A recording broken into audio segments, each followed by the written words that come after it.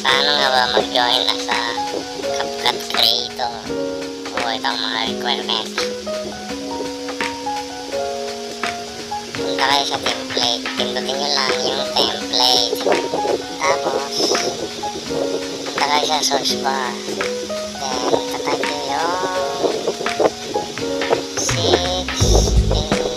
6NUASP. Yan, type nyo yan.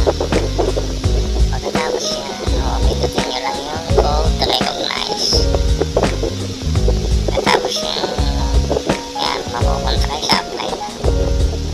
Pag naandyan na kayo sa apply na, susunod na gawin nyo, pipindutin nyo yung apply na. Tapos mapupunta kayo sa create template. Yan, gagawa kayo ng template. Tapos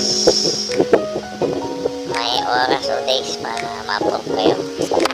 Hintayin nyo lang na ma-approve kayo para maging CapCut Creator. Ganyan lang kadali.